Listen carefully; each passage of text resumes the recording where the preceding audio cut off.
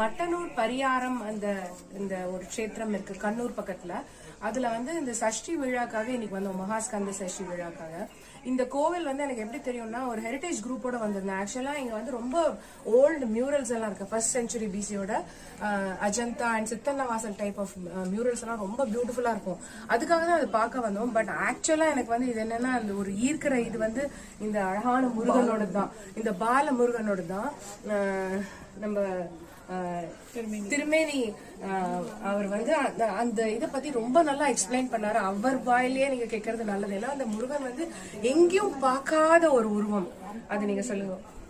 கண்டிப்பா அது நிறைய தமிழ்நாடு மாதிரி தமிழ்நாடு கர்நாடகா அந்த மாதிரி ஊர்ல நிறைய பேரு இங்க வராங்க. அது எது காரணம்னா, கண்டிப்பா என்ன சொல்ல, பழனிக்கு போனா சொல்லுவாங்க, அவரை கூப்பிடணும், அப்படிதான் அவங்க போக முடியும் எல்லாரும் சொல்லுவாங்க. அதே மாதிரிதான் இங்க வந்துச்சுன்னா கண்டிப்பா அது என்ன டிஃபரன்ஸ் இப்ப எப்பவுமே சொல்லுவாங்க. இந்த தமிழ்நாட்டுல சன் டிவி அந்த மாதிரி ஏதோ நியூஸ்ல வேற சொல்லியிருக்காங்க. அப்போ பகவானுக்கு என்ன டிஃபரன்ஸ் கேட்டா, பகவான் இருக்கிற ஆயுதம், பகவானோட ரூபம், பகவான் என்ன நமக்கு மக்களுக்கு சொல்லி கொடுக்குறோம், அதெல்லாம் என்டையர் டிஃபரெண்டா இருக்கும். ஒவ்வொரு மைண்ட் தோட்ட அனுசரிச்சு கண்டிப்பா கடவுளை கும்பிடும். அது தெரியும் நல்ல விதமா.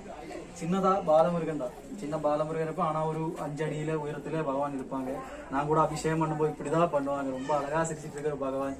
ஆனா பகவான் அவ்வளோ கூட்டா இருந்து சின்ன குழந்தையா இருந்தா கூடயும் யுத்தத்துக்கு போறதுக்கு அப்படின்னா சர்வ தேவகளுடையும் சைன்யாதிபனா முன்பந்தியில் என்ன ஆயுதம் ஏந்தி அப்படின்னா, ஆயுதம்னு சொல்றது அதான் வேற விஷயம். நமக்கு எங்கேயும் பார்க்க முடியாத மாதிரி கடாரானுக்கு எல்லாரும் சொல்றாங்க, சின்ன கத்தி மாதிரி ஒண்ணு இருப்பாங்க. அது கையில சுருட்டி பிடிச்சிருக்கு இப்படி. அது முருக சுருட்டி பிடிச்சி இப்படி வச்சிருக்காங்க. இன்னொரு கை இங்க வச்சிருக்காங்க. எல்லாத்துக்கும் ஒரு சின்ன ஒடிவு இருப்பாங்க. ஆனா இது கிடையாது, ஸ்ட்ரைட்டா நிற்பாங்க. இது பிடிச்சிட்டு இருப்பாங்க. ஆனா கையில பார்க்கும்போது இல்ல கீழே பார்க்கும்போது நமக்கு அந்த யுத்தத்தை நிக்கிற இல்லைன்னா எதிராளிகள் எதிர்க்கிறதுக்காக கைலாஸ் தேவர்களோட சைனாதிபனா நிக்கிற பகவானை பார்க்க முடியும். ஆனா மேல வந்துச்சுன்னா குழந்தையா சத்தியம்தான். அதான் சொல்றது, பகவான் இப்ப அபிஷேக டைம்ல பார்க்கவும் நல்ல விதமா தெரியும். அதே மாதிரி நம்ம பகவானை அவ்வளவு நிம்மதியான மனசுல காமம் கொயிட்டா பகவானை கும்பிட்டேன்னா ஒவ்வொருத்தருக்கும் தெரியும் அது என்ன சொல்லி கொடுக்குறாங்க பகவான். ஆமா, நிறைய கணவன் அதே மாதிரிதான். அதாவது நம்ம மனசோட இதுதான். ஆனாலும் பகவானை கொடுக்கறது அப்படிதான். அந்த மாதிரி விக்கிரகம் தான் இங்க. அதே மாதிரி நேச்சர். இந்த முருகன் கோயிலுக்கு எப்படி ஒரு உபாசகனா இருக்கட்டும், ஒரு சித்தரா இருக்கட்டும், நிறைய மந்திரங்கள் தினமும் சொல்லி சொல்லி நடக்கிற ஒருத்தரா இருந்தா கூட நம்ம கோயில இருந்துச்சுன்னா